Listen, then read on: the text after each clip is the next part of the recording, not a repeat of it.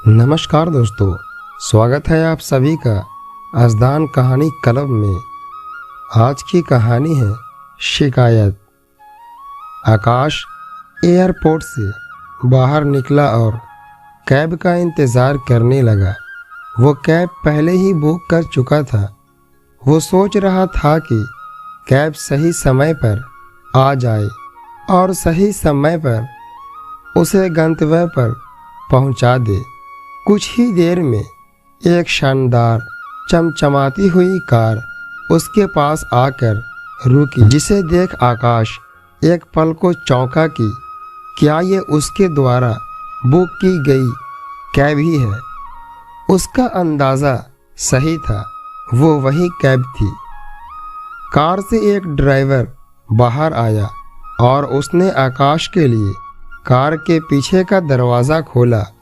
आकाश के बैठते ही उसने कागज़ का एक पन्ना उसे पकड़ा दिया और बोला, सर, इस कागज़ पर हमारा मिशन स्टेटमेंट लिखा हुआ है। आप आराम से बैठकर इसे पढ़ लीजिए।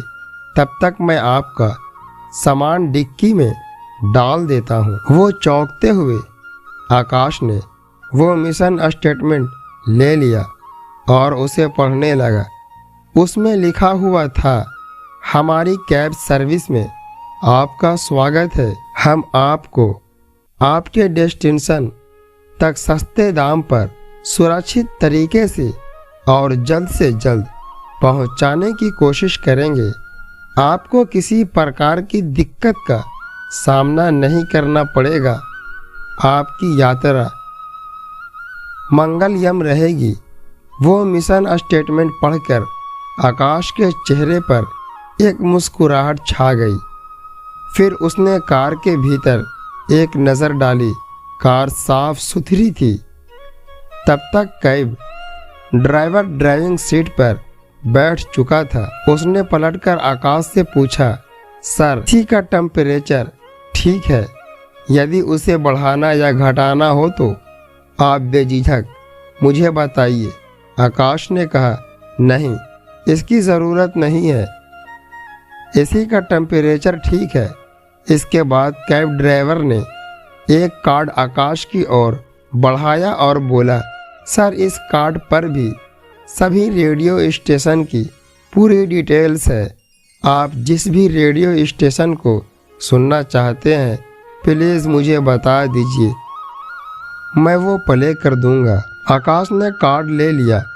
फिर कैब ड्राइवर ने कहा, सर, आज से सारे न्यूज़पेपर भी यहाँ उपलब्ध हैं। जो आप पढ़ना चाहे मुझे बता दे। आकाश ने एक न्यूज़पेपर पढ़ने के लिए ले लिया।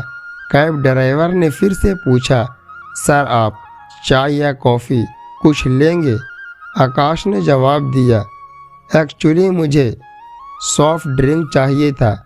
आपके ठीक सामने एक छोटा सा फ्रिज है, सर, आपको वहाँ चिल वाटर मिल जाएगा। सॉफ्ट ड्रिंक्स की कुछ वैरायटी मिल जाएगी। चाहे तो आप आइसक्रीम भी खा सकते हैं।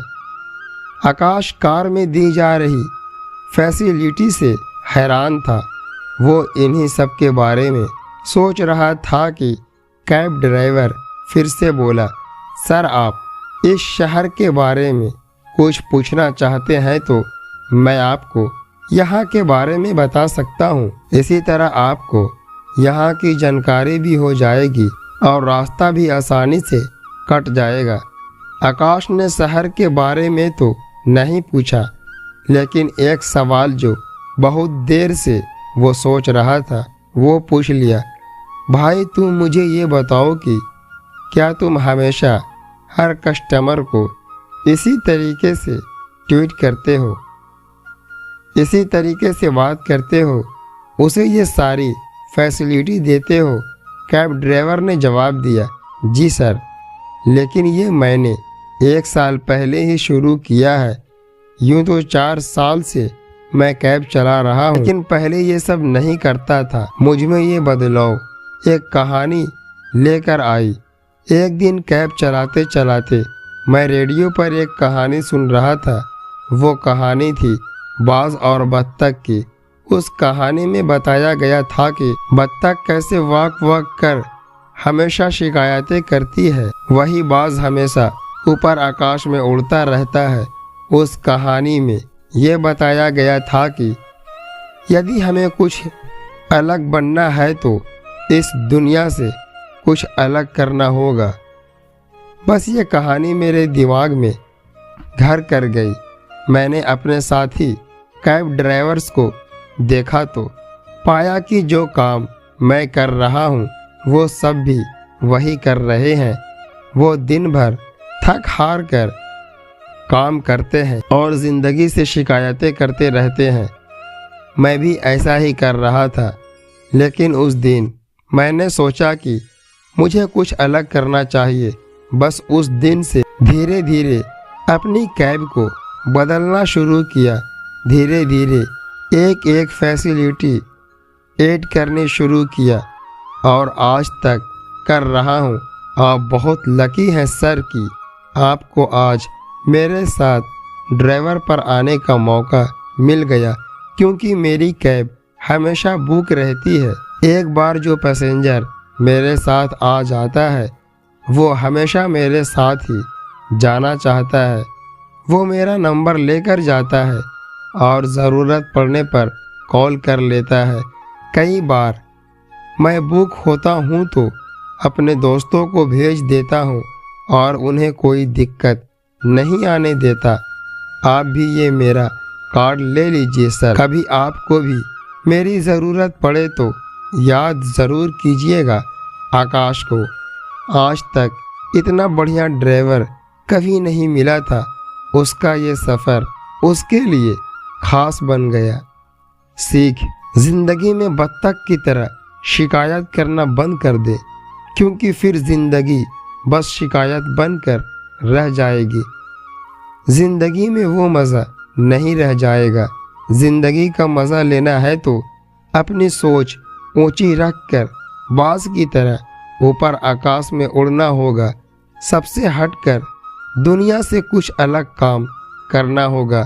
तभी आप अपना एक अलग नाम और एक अलग मुकाम हासिल कर पाएंगे। बस ऐसा कुछ कर जाओ कि दूसरे आपको फॉलो करना चाहे और आपके जैसा बनना चाहे। यही तो है ज़िंदगी की उड़ान। दोस्तों, उम्मीद करता हूँ कि ये कहानी आपको पसंद आई होगी, तो प्लीज़ वीडियो को एक लाइक कर दीजिए और हमारे चैनल को सब्सक्राइब ज़रूर से कीजिएगा, ताकि हमें कुछ मोटिवेशन मिले।